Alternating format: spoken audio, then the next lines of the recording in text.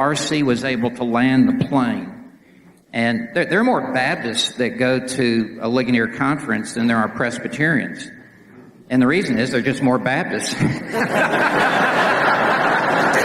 It's more Baptist, period. Yeah, well, we've gone into the world and made disciples. If you catch the drift. John, you got anything to add to that? You want to leave that right? I'm just nervous about all the water behind us in the sanctuary. A little dab will do you.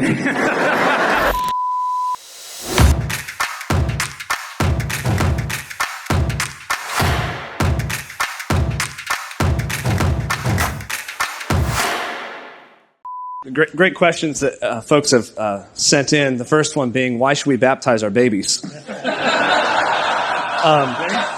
But the Dutch Reformed Church had no splits in the 17th century, and therefore there was no... Dutch Reformed Church had no splits? What? The Dutch Reformed Church had no splits in the 17th century. It is a miracle. It's a miracle. This is Greg, I guess, can I ask you a question real quick? Do you think that Paedo communion, Presbyterian theology has any effect on society whatsoever? There's so few people that believe that. No.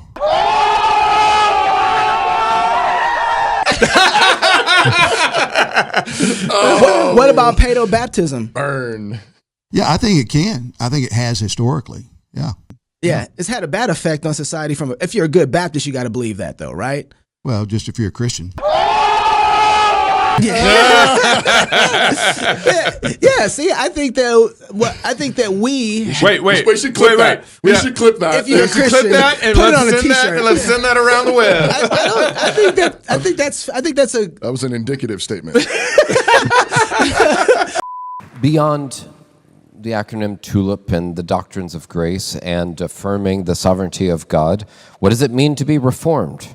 For example, do I have to affirm infant baptism?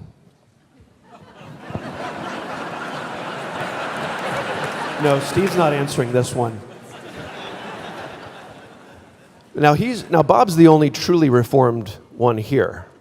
So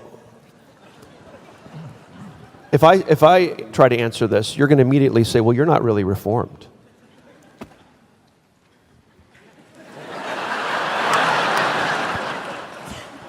I'm much too mature and gracious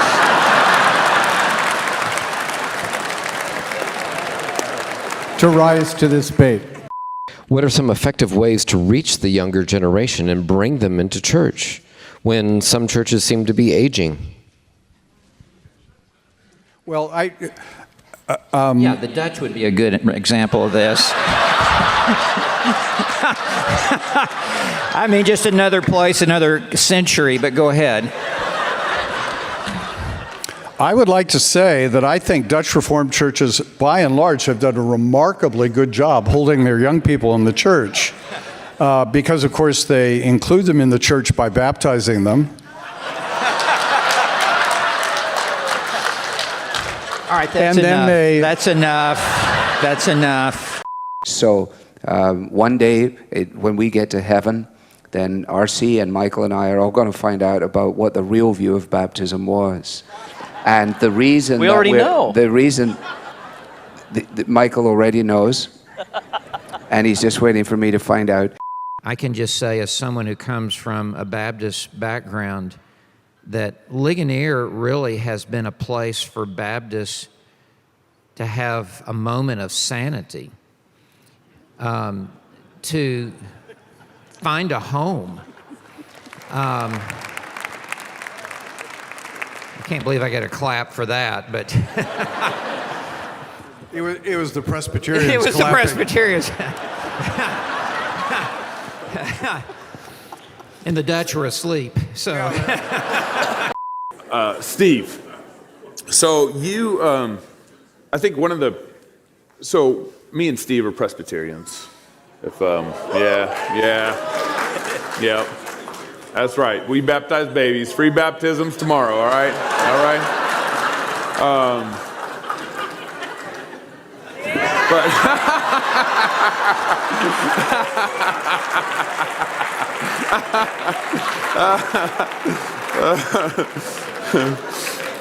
Aaron just pronounced an anathema on me and Steve.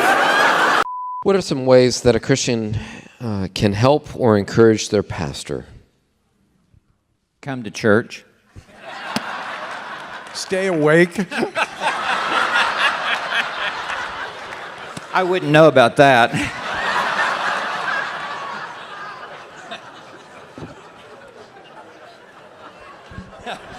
I'm not Dutch. Now that's true, everybody would have to agree with that, but it doesn't get you very far in knowing who are the elect children.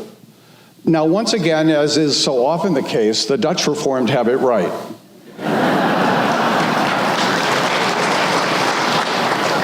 You're playing to the hometown crowd there.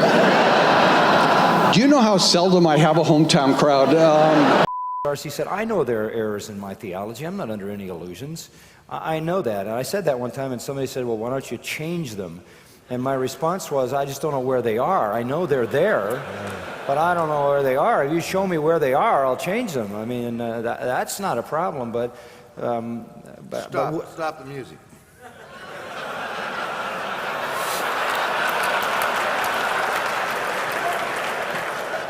I think I've told you this in front of yourself, but I've said it behind your back probably 100 times. Are there aspects of Calvin's thoughts, at least in your thinking, that we should not follow? You've got two Baptists on this platform.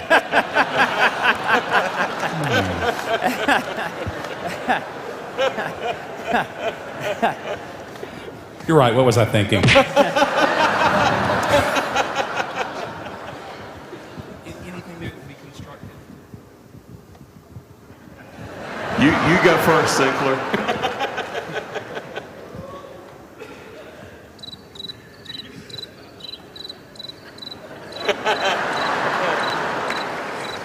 Well, let me look on the list. You know, I think the only way forward with people who don't yet fully see the truth is to sit down with open Bibles and keep talking. There's no other way forward, and that's a wonderful thing.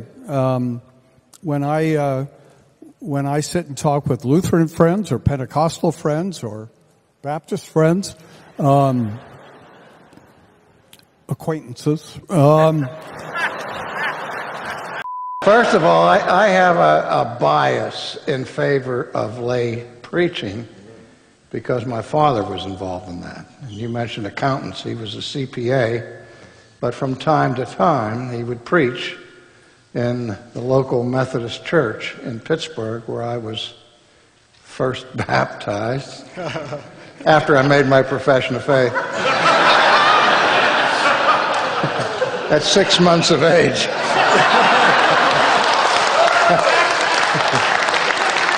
I was one of those precocious kids, you know. Very good. Well, I have one more very important question for you, Dr. Lawson. Yeah. You can move back.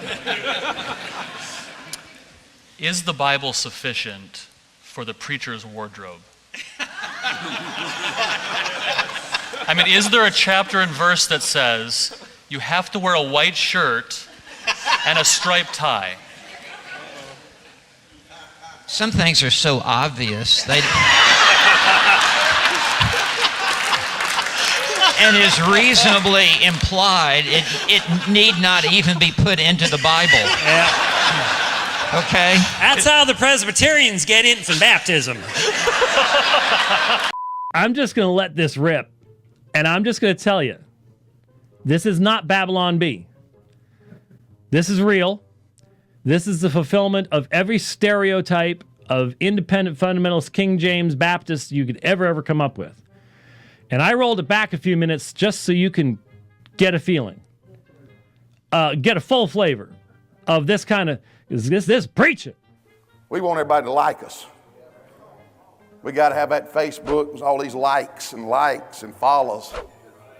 Me and my gang. I mean, you got to have an entourage. Let me say something. Till you learn to stand alone, you won't stand for long. If you have to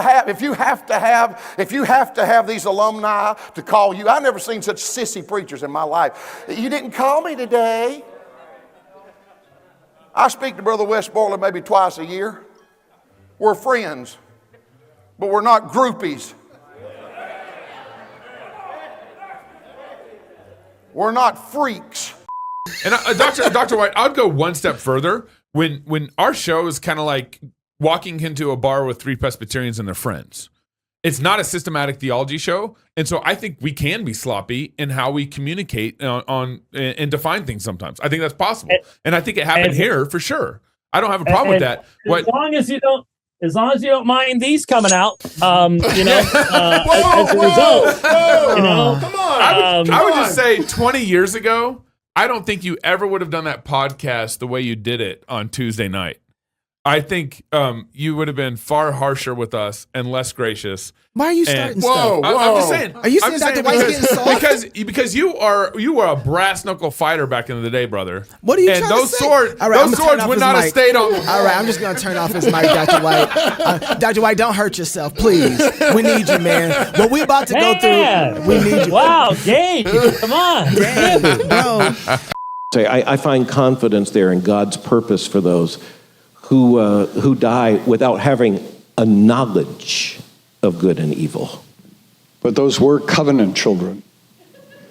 And that doesn't help a Baptist.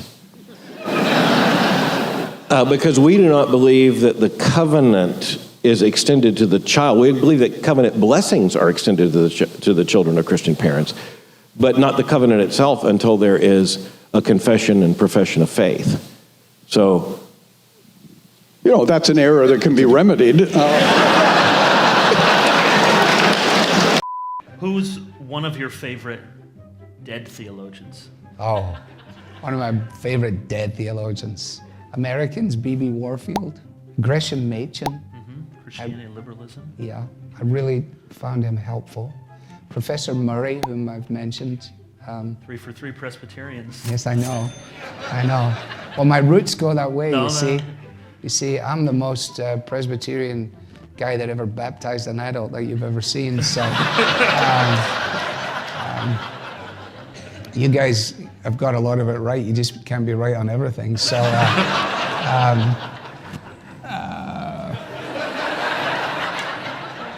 I love to baptize adults too. I know. And their kids. I know. It's beautiful. I know. That's the other thing. You have to try and have it both ways. You just can't make up your mind. So.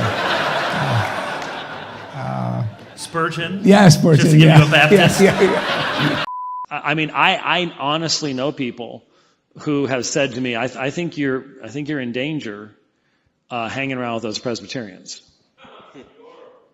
See? There you go.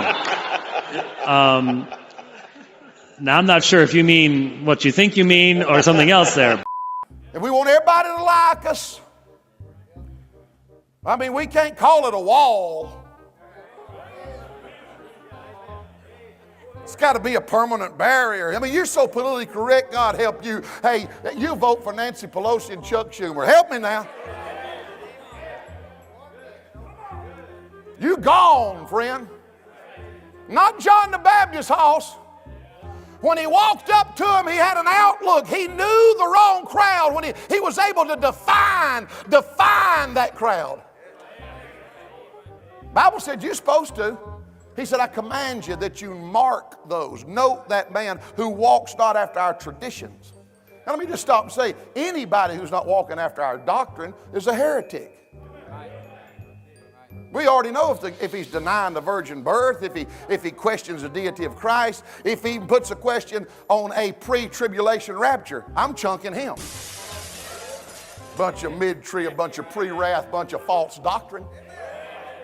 Look up in here, big boy, and you Calvinists that might have crept in here. Calvinism is as much a false doctrine as ordaining a woman preacher is. To be a united church with our brothers and sisters in Christ. But where brothers and sisters in Christ are intransigent on certain issues,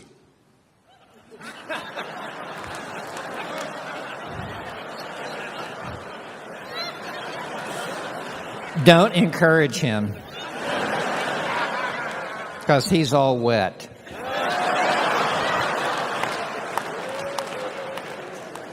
I'm not all wet, and that's why I can't join one of Mr. Lawson's denominations. You can misunderstand baptism or something like that, and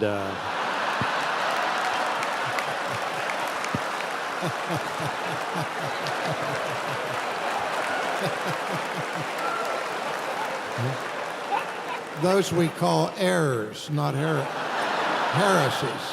I mean, there's a difference between error and heresy. Heresy is something that strikes at the very heart of the gospel and of the truth, yeah. Should I just end this before it gets nasty? This is not fair. I'm outnumbered here. It's hard to be a true teacher.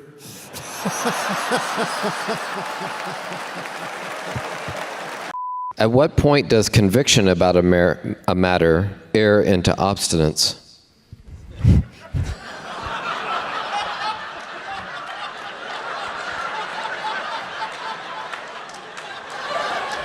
The obvious answer is when you're Dutch Reformed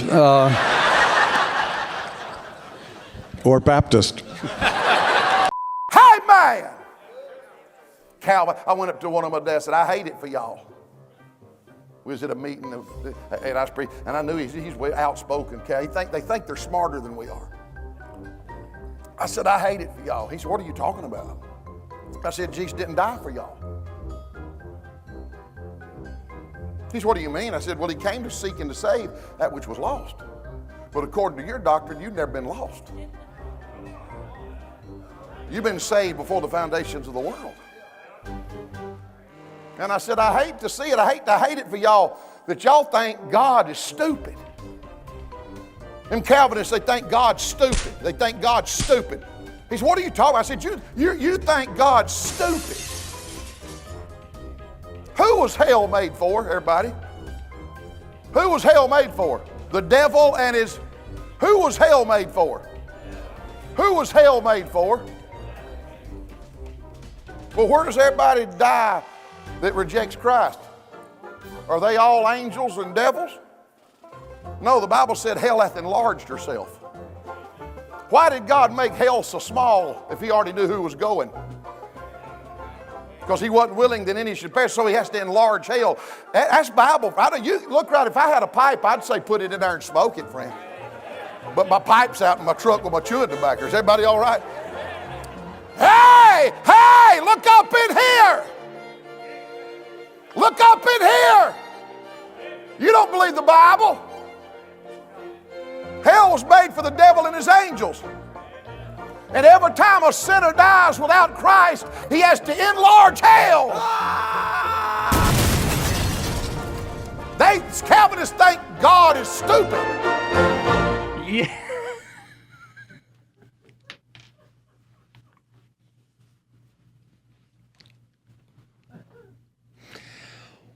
Well, what do you say? We really appreciate you, sir. man. Thank you very much. Might want to close your ears. Thanks, guys. If you're single, get married. If you're married, have kids. If you have kids, go baptize them. Right in front of Dr. White. Until next week, love God with all your heart, soul, mind, and strength. Love your neighbor as yourself.